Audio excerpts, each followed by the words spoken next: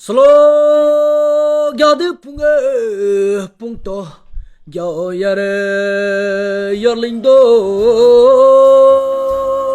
duke bopti de rorandu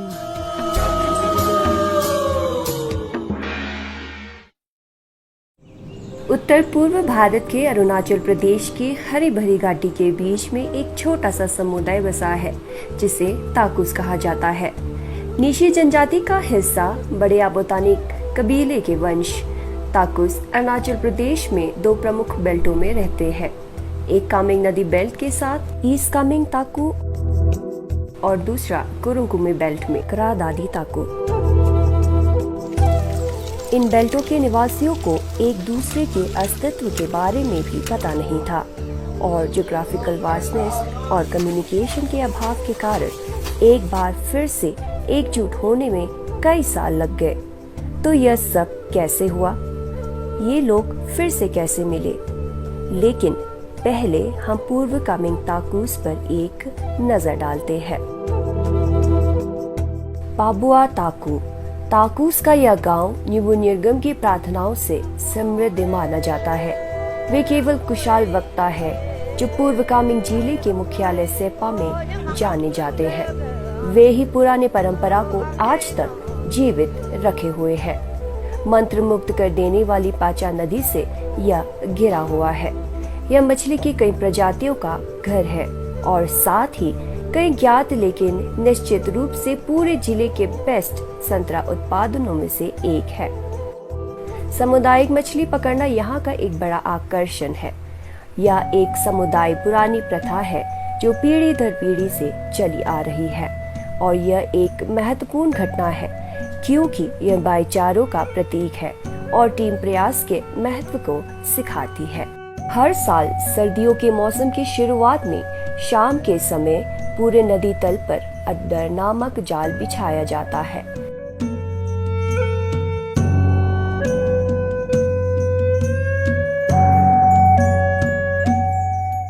अगले दिन पूरे ग्रामीण पाचा नदी की धारा मोड़ने के लिए जुट जाते हैं। कुछ सदस्य देसी पौधे की जड़ इकट्ठा करते हैं जिसका उपयोग मछलियों के लिए जहर के रूप में किया जाता है। ताजी पकड़ी गई मछलियाँ वे मछली पकाने की प्रतियोगिता आयोजित करते हैं। खाना पकाने के लिए बांस की नालियों का उपयोग किया जाता है। सबसे अच्छी विनिंग डिशेस बड़ों को सम्मान के प्रतीक के रूप में एक विशेष तरीके से परोसे जाते हैं। वे घर पर बड़ी दावत के लिए बची हुई मछलियां वापस लाते हैं। यह खुशियों का समय है जहां महिलाएं और बच्चे एक साथ मछली का आनंद लेते हैं। पाबुआ के निवासी श्री ताचम ताकू हमें बताते हैं कि यह वह अवसर है जो वर्ष में एक बार आता है और जब हम सभी को युवा और वृद्ध लोगों के साथ समय साझा करने का मौका मिलता है। याशिन बाना ताकू। सेपा मुख्यालय से 35 किलोमीटर बाना नामक एक खूबसूरत सर्कल है जहां ताकुस का एक छोटा सा गांव स्थित है जिसे पहले ग्रोदेस के नाम से जाना जाता था। कहानियों के अनुसार ये पूर्व कामेंग ताकू कबीले के सबसे बड़े भाई के रूप में जाने जाते थे, लेकिन कुछ अप्रत्याशित घटनाओं के कारण वे कामेंग नदी और पाचुंग नदी के बीच संगम पर चले गए। बाद में घर वापसी के एक कार्यक्रम में ग्रोडेस को ताकू वेलफेयर सोसाइटी में एक साथ मिला दिया है। नेरवा बाचा ताकू एकमात्र ताकू गांव जो अभी भी बाकियों से अलग है और यह सबसे दूर का गांव है और सड़क के अंत से नेरवा गांव तक पहुंचने में आमतौर पर लगभग 3 घंटे लगते हैं।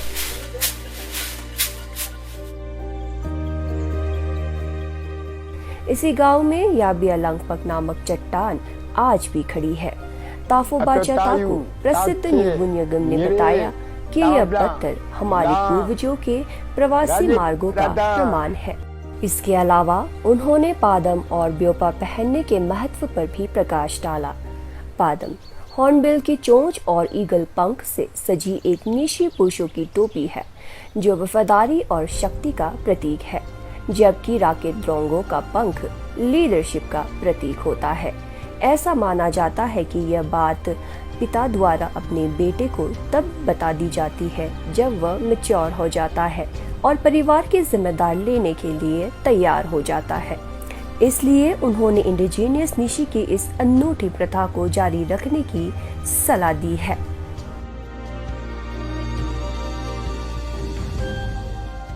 चाम्पिंग ताकू। भीड़ से बहुत दूर चाम्पिंग नामक एक आकर्षित गांव है जो थोड़े से छिपे रहस्य के साथ ताकू का एक और निवास स्थान है। इस गांव का गुप्त खजाना ऑर्नामेंट बनाने का उपहार है जिसे हम कोजी बनाना कहते हैं। प्रसिद्ध ताकू कोजी का उत्पादन विशेष रूप से केवल इसी गांव में किया जाता है और केवल मुट्ठी भर लोग ही इस चूड़ियों को बनाने की कला जानते हैं। ताकू कोजी पूरी तरह से धातु से बना है और आमतौर पर शादी के दौरान, विशेष अतिथि, त्योहार आदि के लिए उपहार आइटम के रूप में बनाया जाता है। गांव के एक कलाकार श्री रागी ताकू से मिलते हैं। उन्होंने यह कहा कि अभी भी अपने पूर्वजों द्वारा दी गई कला का अभ्यास वह करते हैं और वह इस बात पर जोर देते हैं कि इस शिल्प को आगे बढ़ाया जाना चाहिए। चाम्पिंग के ठीक पास वाटी नामक एक और गांव है जहां दमाही ताकू एकमात्र जीवित पुजारी रहता है जिसे पूरे ताकू समुदाय का नींबू भी कहा जाता है। उन्होंने व्यक्त किया कि ओजावर एक आदिम परंपरा है जो सदियों से प्रचलित है और केवल ईश्वर प्रदत्त व्यक्ति ही ओजा बन सकता है। समन्वत एक सदियों पुरानी आध्यात्मिकता प्रथा है जो विलुप्त होने के कगार पर है। नींबू न केवल पुजारी है बल्कि हमारे समाज की भिक्षुओं की तरह है जिनके पास हमारी वंशावली, विरासत, परंपरा, लोक कथाओं आदि का असाधारण ज्ञान है। इसलिए उन्हें खोना हमारी संस्कृति की महाकाव्य पुस्तक को खोने के बराबर है। अब आइए क्रादादी ताकूस पर चलते हैं। यह पहले का ताकूस रहता था जिसे अब विलीन कर दिया गया है और इसका नाम बदलकर एक ताकू रख दिया गया है। लांगडंग ताकू गांव। यह शांत गांव एक पहाड़ की चोटी पर बसा है जहां से कुरुंग नदी की ओर जाने वाली खड़ी ढलान दिखाई देती है। ऐसा माना जाता है कि ताकू कबीले की पूर्वज पूर्व कामिंग और क्रादादी के प्रवास से पहले लंगडंग लंपक विशाल खड़ी गुफा में बस गए थे। सीके ताकू ने बताया कि महत्वपूर्ण अवसर पर वे सम्मान के प्रतीक के रूप में हमारे पूर्वजों को श्रद्धांजलि देने के लिए सामाजिक सभा आयोजित करते हैं।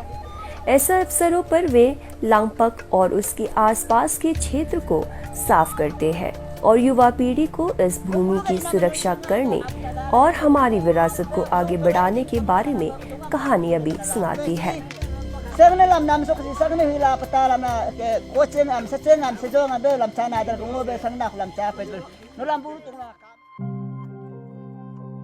याकलोंग बांगची बांगत ताकू।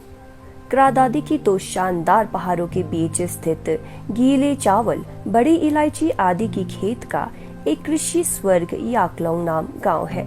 यह सुंदर घाटी विभिन्न वन संसाधनों से भरपूर है और इसलिए यह एक ब्लेस्ड स्थान है।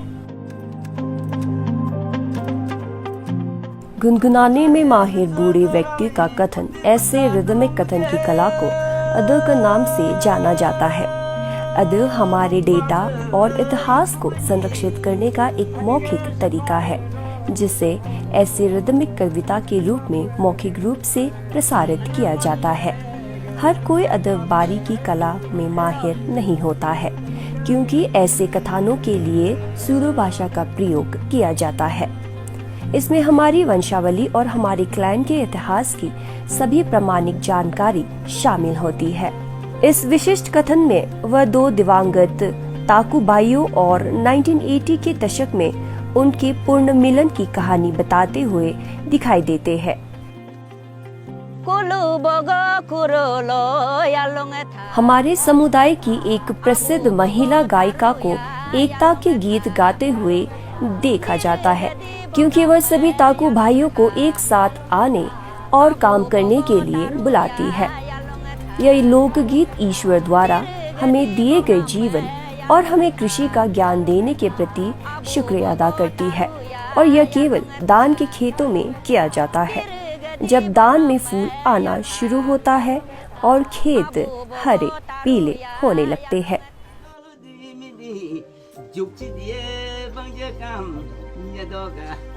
नीशी जनजाति की अज्ञात प्रथाओं में से एक को न्यामे कापनियम कहा जाता है।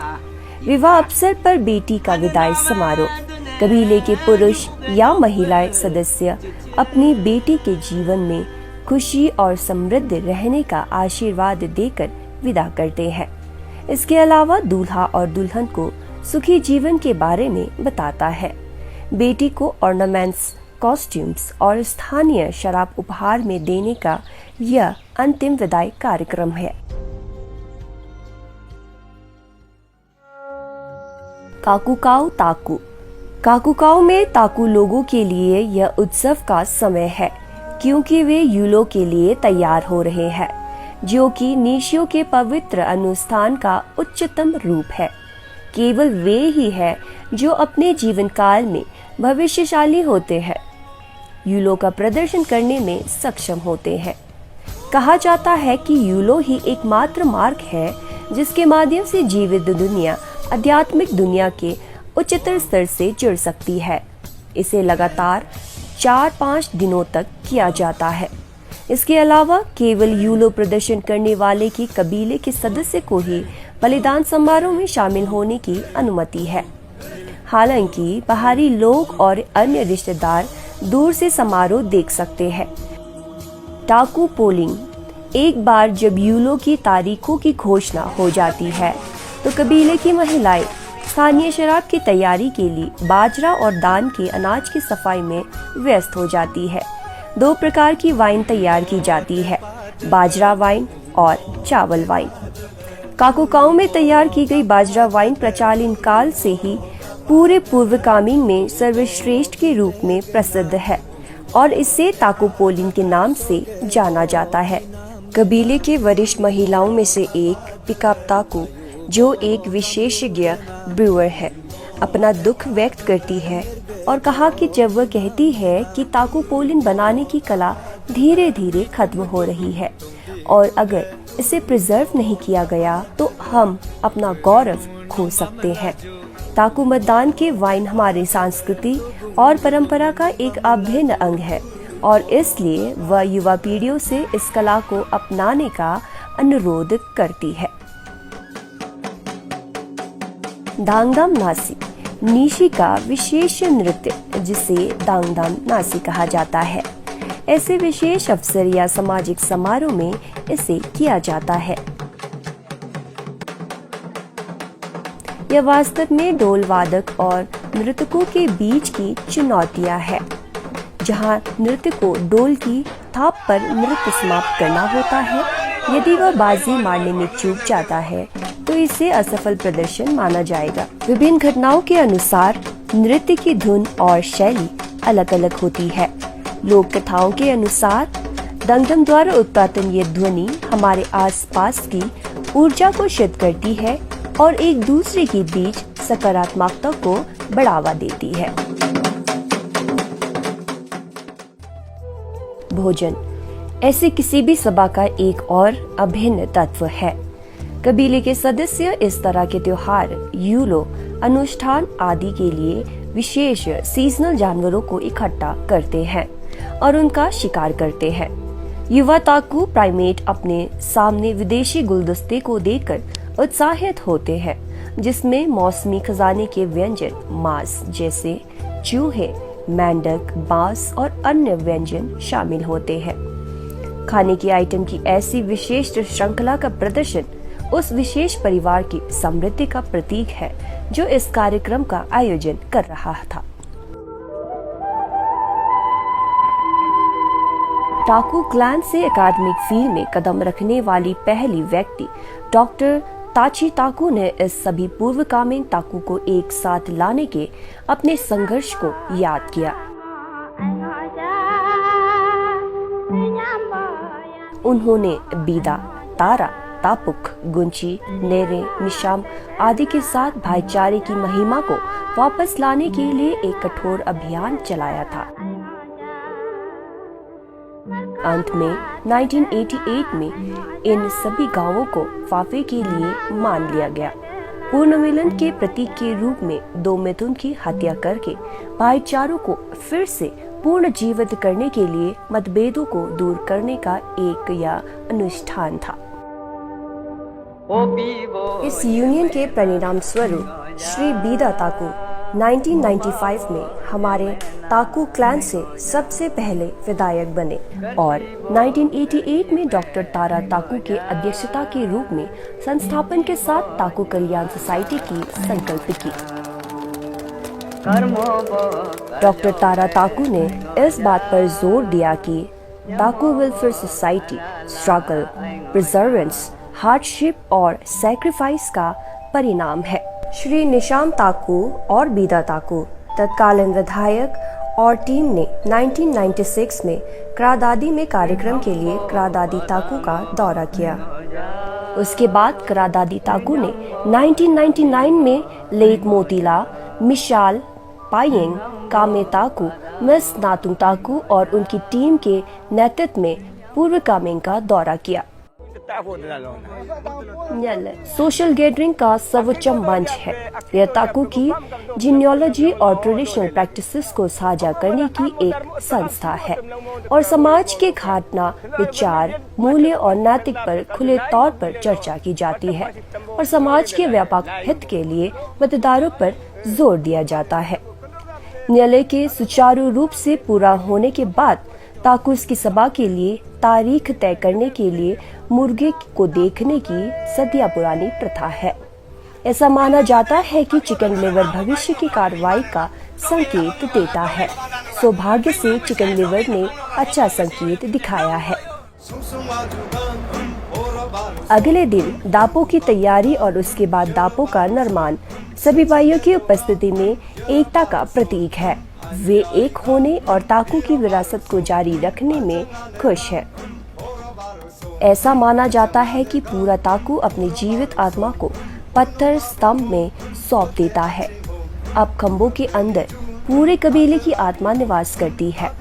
बैठकों और बातचीत की यह श्रृंखला काकुकाओ में 11 से 14 नवंबर 2021 तक गोरकू आबो वेलफेयर सोसाइटी के ताकू वेलफेयर सोसाइटी में ऐतिहासिक संयुक्त समन्वय जनरल कॉन्फ्रेंस कम मर्जिंग में समाप्त हुई है।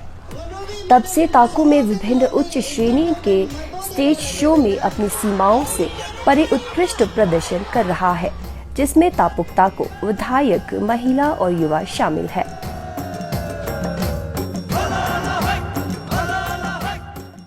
ताकू की महिलाएं समाज को एकजुट करने में महत्वपूर्ण भूमिका निभाती है। वे नृत्य के माध्यम से हमारे समृद्ध संस्कृति को बढ़ावा देती थी, जो ताकू को सभी को एक साथ बांधती है। ताकू के युवा असाधारण युद्ध नृत्य में माहिर है। ताकू के युवा विभिन्न इवेंट्स में अपने खेल का प्रदर्शन करते हैं।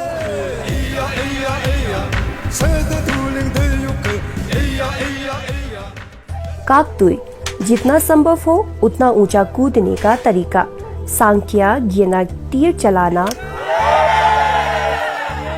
और जंपर चिकना, स्पीयर थ्रो।